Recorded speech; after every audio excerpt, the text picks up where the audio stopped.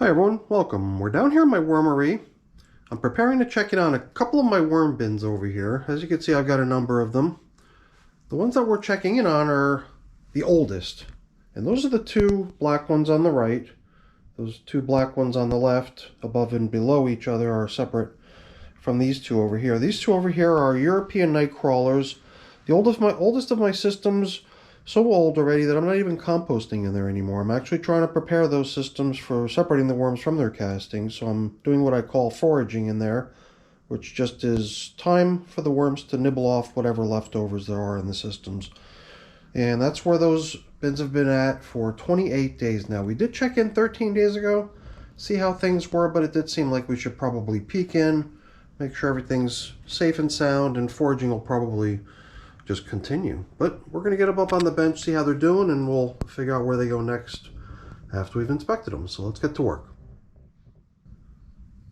I suppose the point of checking in is to make sure everything's safe and sound, but in some cases there's just nothing you could do anymore for some unfortunate worms that end up stranded out here on the dry top of the plastic and just somehow couldn't figure out how to return back to a nice, moist, safe spot.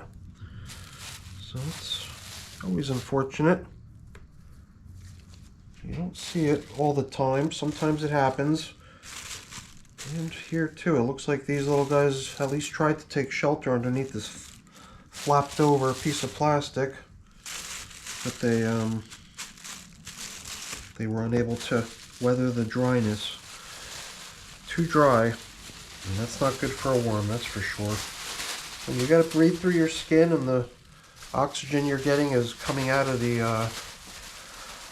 moisture on your skin. Drying out is about the worst thing that can happen to you.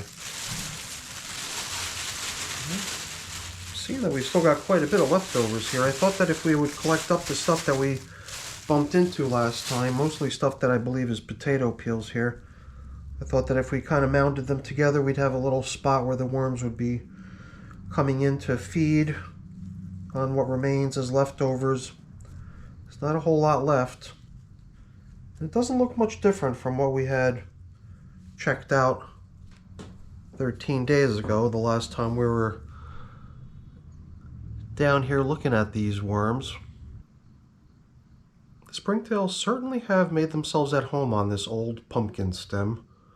Thing's been in here for quite some time, if I had to guess, just from looking at its level of wear and deterioration. And I'm not gonna, I normally don't want to like try to chip away at it with my thumb. I could probably break this thing into many pieces if I wanted to, but I'm always just kind of curious to see how a object like that, like a pumpkin stem, fares on its own without any help in the breakdown process. Just see what the bins can do. And this, to me, looks like another chunk of pumpkin stem. I believe there were a couple chunks of that here. Potato peel, taking a little bit longer than I thought it would. I thought we might do something similar to last time too, is just kind of keep all the food items that we bump into, any sort of leftovers, together so we could pile them up at the end and keep track of them a little bit more easily. And over in the younger bin over here, I guess before we get so into it, why don't we just quickly touch on this last little bit here. We already talked about most of the information on this board, but the one thing we didn't mention is the age of the bins. And the older bin is the one over here, 332 days of age. 308 days of age is the one with this plastic, well, not plastic, I don't want to call it plastic because it's supposedly compostable material, whatever it is.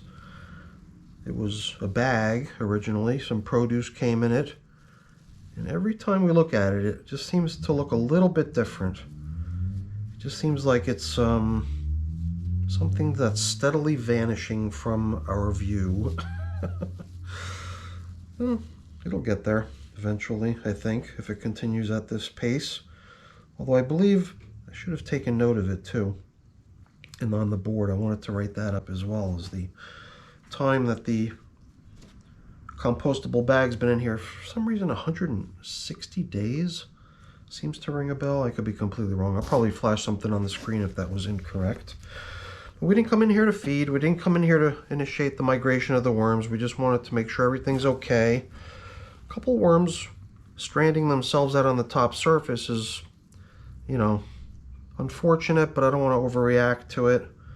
I figured if we bump into any additional stuff like more potato peels or large sticks or stems or other objects that are easy enough to just include in our little collection here, I figured I'd set those aside.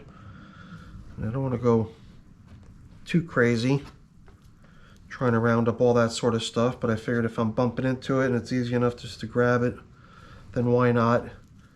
I think it'll just take us that one step closer to having a nice finished batch of material, very little residue left in it, and perhaps just some worms.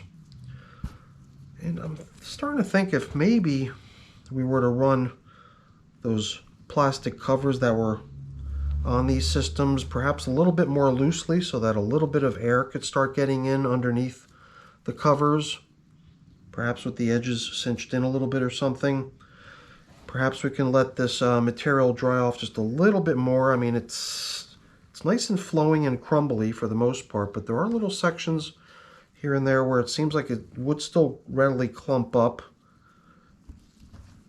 I'd really like for it to all flow very freely. And it still feels like some of this stuff is still damp enough where it could clump up and, I don't know, turn into a big boulder. So it was like the stem of a banana or something. And you know, I think we'll just press on with the younger bin over here and continue with sort of tilling up and aerating all the material in here. If we bump into anything else, I think this was like another stem or something I felt in between my fingers there. We'll include it with our little collection. Last time I left the food items out on top of that compostable bag. I guess we could do the same again today. Although it almost makes me wonder if I'm limiting access to that pile of leftovers by putting the compostable bag in between the worms and that stuff. Yeah, I kind of question how they even perceive that stuff. If they really liked it, they probably would have eaten it by now. So I think those peels of the pumpkin are just sort of a slower material. So, alrighty, things look good in here. Material's really getting nice.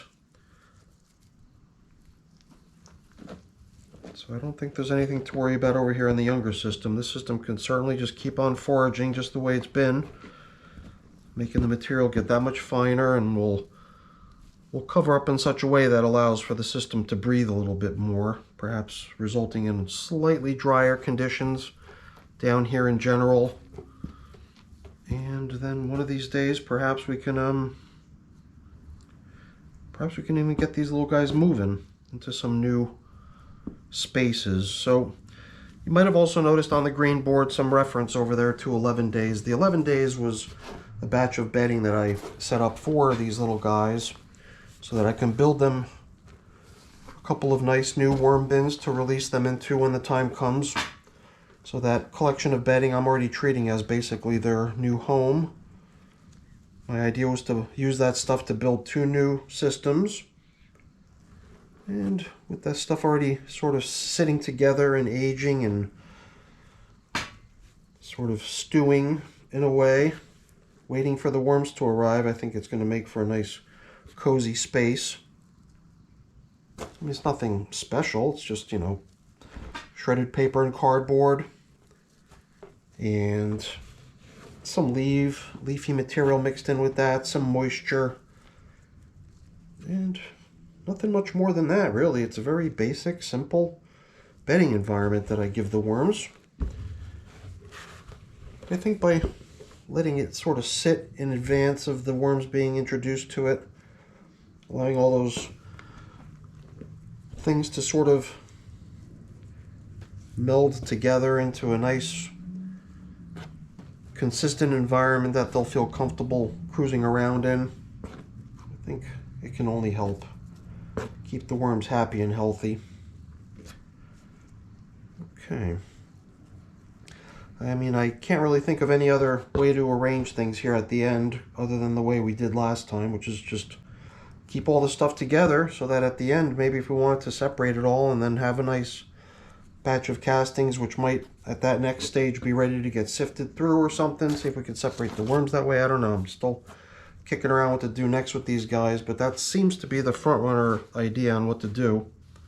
I mean, if I was thinking I might migrate these worms, then I might have been starting into that migration already by now, but clearly we haven't done that.